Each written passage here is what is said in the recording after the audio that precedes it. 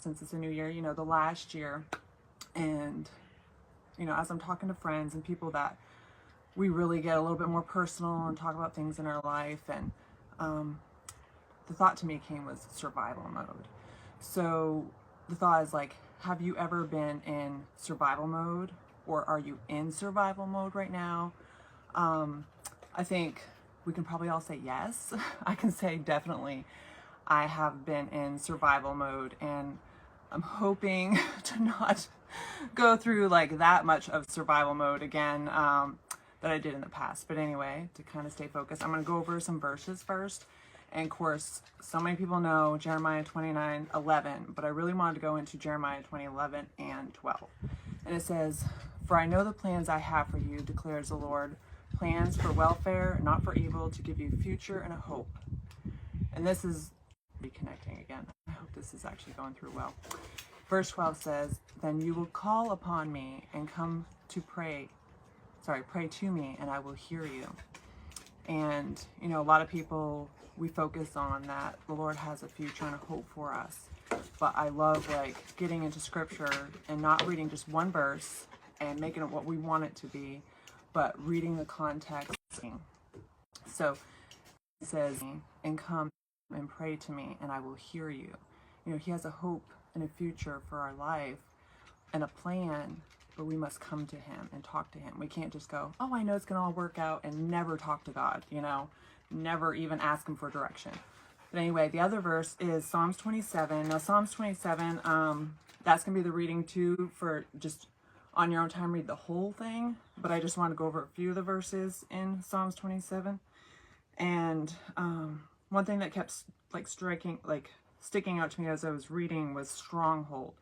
So remember that part is stronghold.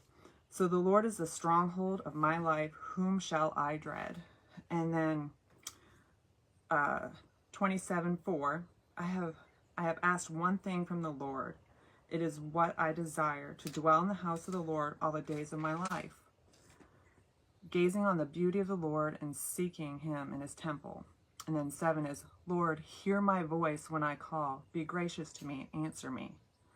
My heart says this about you, seek his face.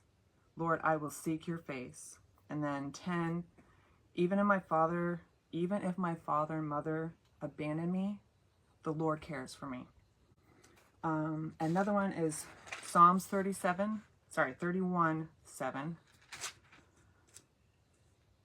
"I will rejoice and be glad in your faithful love, because you have seen my affliction. You know the troubles of my soul." Psalms 31:22. "In my alarm, I said, I am cut off from your sight, but you heard the sound of my pleading when I cried to you for help." And 24, "Be strong and let your heart be courageous, all of you who put your hope in the Lord." And then Psalms 34:4. I will post these also so that you so you don't have to remember all this right now. But okay, so Psalms 34:4. "I sought the Lord, and he answered me and rescued me from all my fears." And then 5, "Those who look to him are radiant with joy." Remember that, radiant with joy. "Their faces will never be ashamed." And I want you to ponder on these verses in your own personal, as I'm reading this, it hits me with things personally in my own life from past to now. And that's something that as you read these verses, you can dig into. So when we get together, we can kind of share what God has revealed to us. Or it may be personal where God is revealing it to just you and you don't have to share. That's fine. God works in so many ways. And then 18. "The Lord is near to the brokenhearted. He saves those crushed in spirit." One thing that I saw all through Psalms is God is faithful, and he repeats over his faithful love. And one of the things that, going back to Psalms 27, 1, the second part of it was, "The Lord is the stronghold of my life, who should I dread?" And I kept thinking, because sometimes I think of strongholds as like, it's a stronghold for me in a negative way. You know, like your thoughts, or like if somebody has addiction or different things like that, I think of like, that's my stronghold. But as I really was reading this in scripture and saying, okay, Lord, what does this mean? Because there was, I was reading in 1 Samuel, and I don't know if like, you know, the story of David and Saul. So if you ever go back to 1 Samuel, but David was running from Saul. So he was in the wilderness running from Saul because he was pursuing him.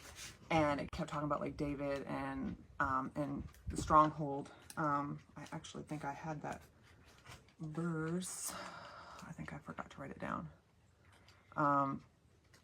Either way, it talked about like the stronghold and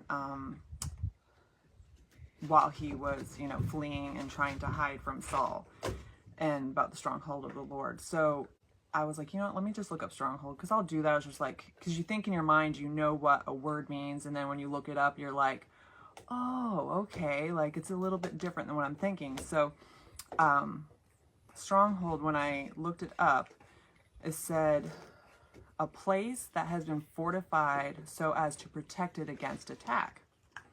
So of course I want to look up fortified too. So think about that. It's a place that has been fortified so as to protect against attack. So to me, like the stronghold is a place that's been fortified for protection. So fortified, you know, is a place provided with defensive works as protection against attack. And some of the things, like think about like your food or certain things have been fortified to enhance nutritional, or fortified to add better things to the original thing. So as I was thinking about that, I was like, oh my gosh, Lord, like you are my stronghold. Like that's the place where I want to be. I wanted to be in the place of the stronghold of the Lord.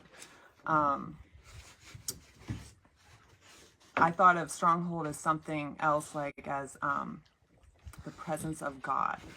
I want to be in that presence of God, because if you think about it, when you're in the presence of God and you're seeking him and you're spending time with him and you're reading his word, what is he doing? He is adding, he is teaching, he is fortifying, he's adding to you and building you and making you strong and giving you those things to help from attacks. You know what I mean? So like as I was thinking, I was like, Lord, okay, as I read your word and I talk with you and I spend time with you and I pray to you, you build me up and you help me to fight the things around me, to be able to focus on you to get me through, you know? So anyway, so the point though that I was talking about, like it kind of got into all this scripture and strongholds, and going back to Jeremiah 20:11-12, you know, and so much of like the verses that I was reading to you was, you know, seeking the Lord, and the Lord being that, like I cried out to you, God, like David wrote all the Psalms and was, you know, like in the middle of survival mode and all this stuff, but in the middle of it, he's crying out to the Lord, but he always says how the Lord was there with him and was that stronghold for him. And there was even a time, and I'm thinking of this, like I want you to connect to this personally too, of there was a time that David felt like he felt like God had left him, but David still remained faithful, and God was always faithful to him to like fulfill the promises that he had for David. But in our own personal life, has there been a time, or you may be in that time right now of survival mode? You know, when you were a child, of whatever things that you went through, you were in survival mode. In your marriage, survival mode, when things aren't going right, or there's addiction or other things in that family dynamic with other people, and sometimes your work, your finances, there's so many different things that your survival mode at that moment could be, or you've been through it. So as I'm reading these scripture, being in a time of survival mode, God hears our voice. He hears when we cry out to him, and he will answer. And that's where all these scriptures, and as I read it, it gives me that joy, that radiant joy that he gives us when we spend that time with him, and he speaks to us and speaks to our heart and gives us that new revelation of like, wow, Lord, you are there. Like, I felt alone. I felt that you weren't there, but you were all the time. So taking what's going on around us, and whether it be in our home, this crazy world, that we bring our eyes back to him. So that's one thing that's great about going outdoors and doing a women's group, is like just being God's beautiful presence and the beautiful world that he's created. And just kind of putting those other things not in our front focus, that they're going on around us, yes, and we have to face them, but the times of just putting God in that front focus of all the other things in our time of survival mode. So anyway, I'm excited about